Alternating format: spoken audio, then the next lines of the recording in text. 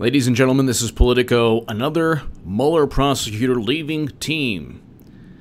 Yet another Mueller prosecutor leaving team. A top Robert Mueller prosecutor who handled Michael Flynn's guilty plea has left the special counsel's office amid growing signs that the Russia investigation is nearing its end. Assistant U.S. Attorney Zainat Ahmad has concluded her detail under Mueller, quote, but will continue to represent the office on specific pending matters that were assigned to her during the detail. Yahoo News first reported Ahmad's departure. Ahmad, an expert, in international criminal cases, is the third senior member of Mueller's team whose plans have been confirmed in recent weeks to leave the team investigating Russian interference in the 2016 election. The third member of Mueller's team. Interestingly enough, she was briefed, Mueller deputy briefed on anti-Trump research months before 2016 election. This deputy and another one, Andrew Weissman, newly confirmed congressional testimony reveals top deputies and special counsel Robert Mueller's Russia investigation were briefed in August 2016 on the opposition research behind the anti-Trump dossier. This is Fox. I read before Politico, underscoring how early and widely the Democratic-funded research was shared among senior FBI and Justice Department officials. This is after they were told it was unverified. Look, two of the three people who are leaving Mueller's team were briefed on the dossier before the election. Think about that for a second. Think about that for a minute. They tried to oust Trump in the most overt manner. Mueller deputies briefed on anti-Trump dossier. They were briefed on the Steele dossier before the election. Clinton purchased a compilation of gossip, hearsay, rumors, all of this just fantasy. They talk about the phrase, my goodness, conspiracy theory, This is the ultimate fantasy. Trump worked with Facebook ads and Twitter bots to influence the election, but miraculously give Clinton the popular vote. The same people who are leaving now, the Mueller report is already written. You think it's like a last-second, term paper in middle school or college or whatever? You think it's like a book report that's like, oh my God, it's due tomorrow. Mrs. Maloney's gonna give me a D- if it's not on time. No, he's already done with the report. By the way, my Patreon link is below if you want to support this channel long-term and my voice. It is in the pinned comment next to my Federalist and my Daily Caller and my Jerusalem Post articles and my HA2A segments. Mueller deputies briefed on anti-Trump dossier research months before the 2016 election.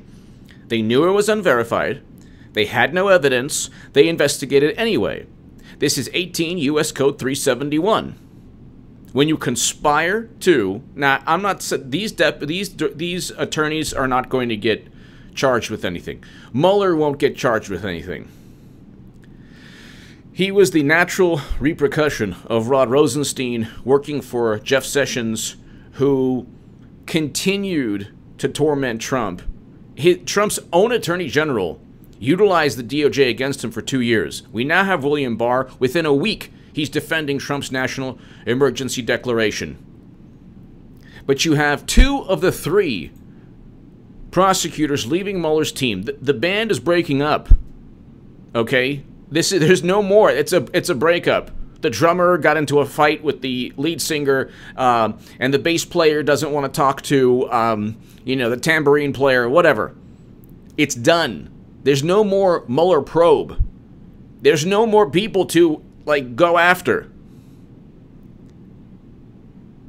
They have nothing. They might indict certain people, potentially. There's one Clinton attorney that they might get on the fact that he didn't, or Clinton-linked attorney that he might, they might get on the fact that he didn't register as a foreign agent, which is just like Tony Podesta and Manafort.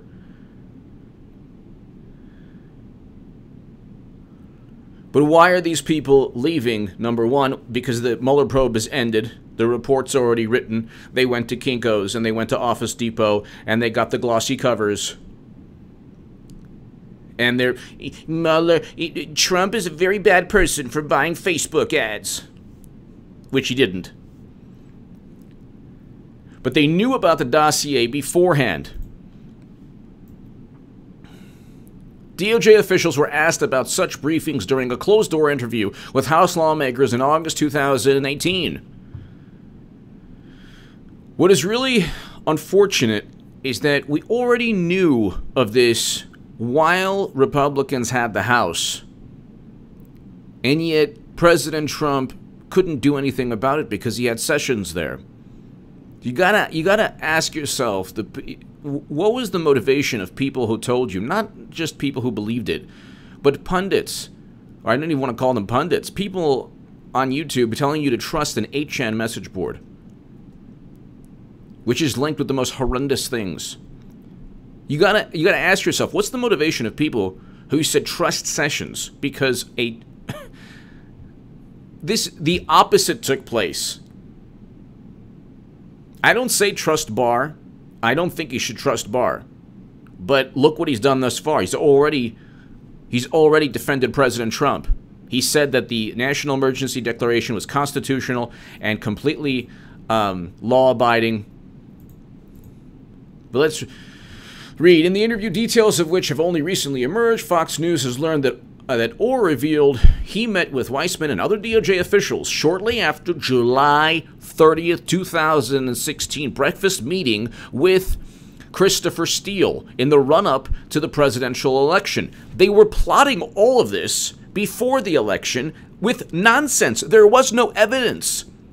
And you can't expect MSNBC and CNN and all of them to care that an investigation was conducted without evidence, because to them, suspicion is enough. See, I'm not just suspicious of Clinton. I have evidence that James Comey stated she transferred top secret and special access program intelligence onto servers outside of the United States government. That is a crime under the Espionage Act, with or without intent. You don't need suspicion alone to investigate Clinton. You have evidence. Money flowed into the Clinton Foundation, according to the New York Times. Beneficial treatment took place in the form of 20% of U.S. uranium capacity being sold to Uranium One, which is owned by Putin. We know this from the New York Times. Yellow cake uranium was shipped out of the country. We know this from the New York Times. What I say is backed up by public record evidence. The same public record data that the FBI utilized, which the FBI spoke to journalists. The FBI leaked information. We have Andrew McCabe under criminal investigation, James Baker, the top FBI lawyer who wanted to indict Clinton, under criminal investigation for leaking to the press. They leaked to the press so then they could use press clippings to justify spy warrants. It was a circular, illegal, unethical arrangement. Leak what you want to a journalist beholden to Clinton and who hates Trump. That journalist then publishes in a liberal or left-wing publication. People then talk about it on Twitter, which is overtly biased against Trump, and Facebook or whatever. Then that same FBI agent, Andrew McCabe, utilizes whatever press clippings or stories that he helped introduce into the political arena to then justify a spy warrant on Carter Page. And you have a special counsel full of only Democrats, some of whom actually defended the Clinton Foundation, and the one rebuttal is, well, Mueller's a Republican. Mueller's a Republican like McCain and Jeff Flake. You might as well have had Debbie Wasserman Schultz. And this is my beef, actually, with, like, Justice Democrats and Alexandria Ocasio-Cortez and wonderful people like Cenk Uygur and Kyle Kulinski and all these wonderful people. There's no real push for Medicare for all. Forget about, I don't even think it's feasible. But it would be great if it were feasible. But there's no push. They are continually, they've redefined the term progressive, which maybe never had a definition to begin with, but they've redefined it into drumming up hope, drumming up enthusiasm based on groupthink at the expense of an actual push for legislation. AOC has zero intention to push Medicare for all legislation, abolish ICE legislation, Green New Deal legislation, a resolution that is symbolic, mocked by the world, is not actual legislation. If indeed the world is going to end in 12 years, if indeed people are losing their lives because there's no Medicare for all, why? It's already March 19th. When I was on RT, I made the critique, hey, she hasn't introduced Medicare for all legislation. That's how she got into Congress. All of, not just AOC. Oh, well, she's only been there for 2 weeks. It's now March 19th. When is a Democratic House going to vote on abolishing ICE, Medicare for all of these $15 minimum wage? They want universal basic income. Fine. When are they going to vote on a bill? They will never vote on a bill. That's why the whole thing is a scam. Because they know very well the things they're pushing are not feasible. And if they were feasible, they would have already written legislation to vote on legislation. And they could have passed they can pass any legislation they want. They have a House controlled by Democrats. They can pass any legislation they want. My point is, all of this is a scam. You have the scammers on the left.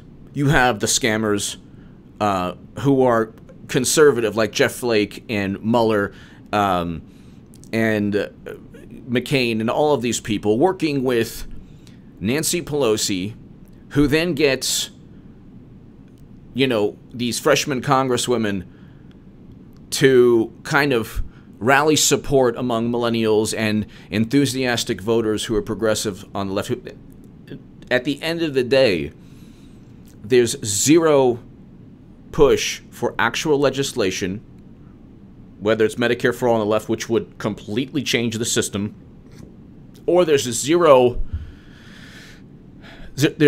acceptance or acknowledgement that the entire Russia probe was complete nonsense to help both establishment ends of the political spectrum.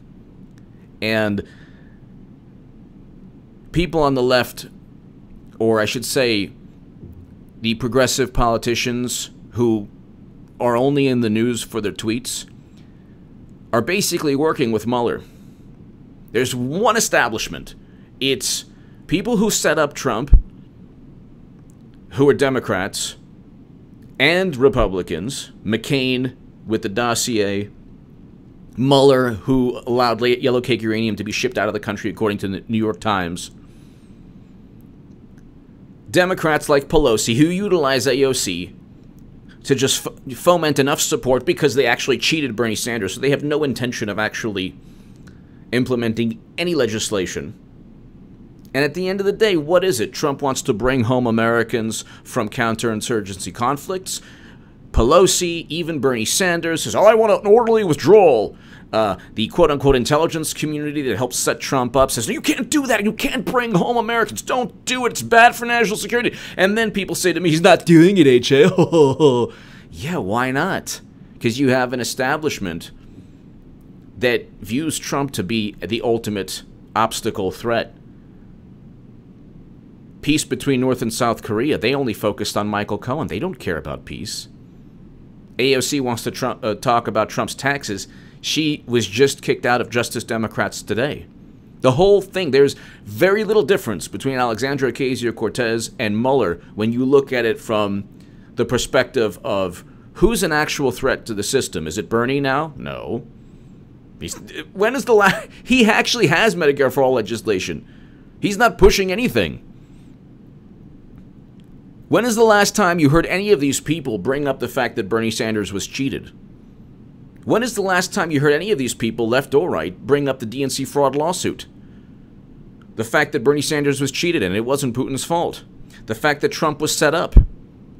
They're like, hands off this country, hands off that country. Where were these hands off people when Obama was destroying Libya?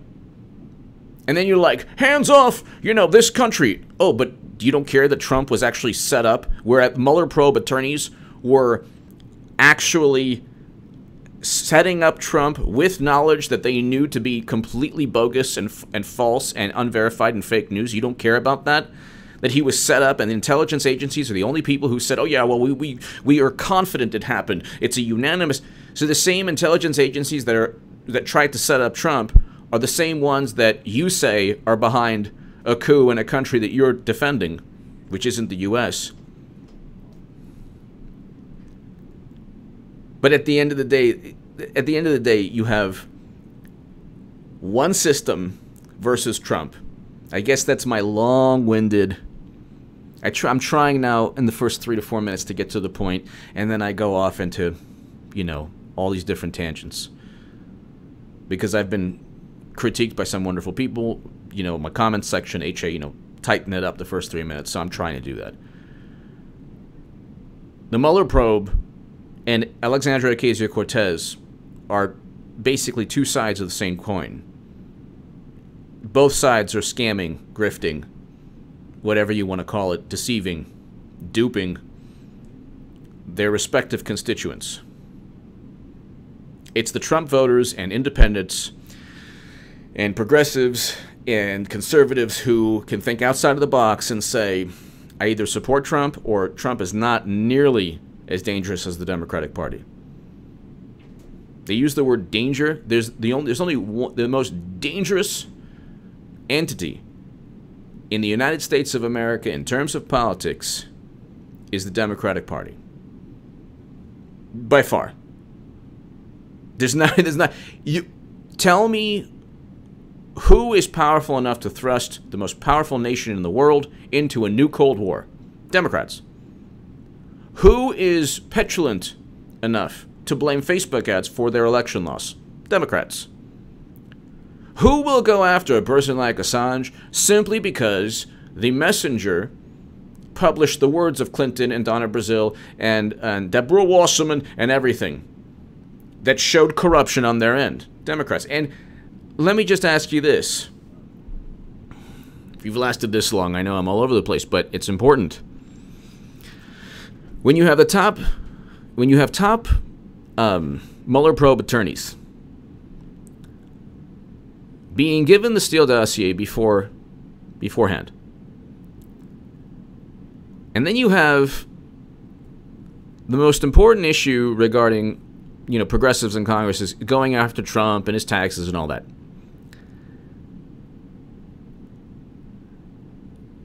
Who's the real, obstacle or threat, or who is the establishment afraid of? Is it Bernie Sanders? No. Is it Jeff Flake or Mueller? No. Establishment is afraid of one person, President Donald Trump, because he wants to bring home Americans. He wants to shake up the system in terms of tariffs that are working. He's presiding over a great economy. He's presiding over peace between North and South Korea. He signed prison reform, which is a progressive, objective program. He's a very good president objectively. He is the living embodiment of everything, the antithesis of the justice warrior ethos, which is you said something, and if you're conservative, your life should be ruined. But if you're liberal or progressive, then you should just be forgiven and move on. And if you're on social media, you should be censored. If you're a Republican, and if you're a Democrat, it's okay no matter what you say. And this guy Trump is, everyone should. There's only one person who could have overcome, withstood, and become victorious or achieve victory over a Mueller probe, over even the British government. I explained in my last segments, even the British government was spying on Trump. And because of their concerns regarding Russia and its foothold, Russia provides over 30% of Europe's oil and gas. When Trump retweeted William Craddock, who is awesome, who's the founder of Disobedient Media, regarding UK foreign policy and how it behooved the UK government to push Democrats and the country into a hardline stance and blame Trump against Russia and blame Trump for working with Russia. We now have President Trump doing everything possible, arming Ukraine, imposing sanctions, actually escalating, which is not good, tensions between Russia and the U.S. That helps the U.K. It also masks it because it potentially limits Russia's influence in terms of its energy dominance over Europe or influence over Europe. But what does that do? That also masks what took place in the 2016 election. Democrats cheated Bernie Sanders. They lied. Debbie Wasserman Schultz was forced to resign. Four total DNC officials were forced to resign in disgrace. You have 500 conflicts of interest with the Clinton Foundation.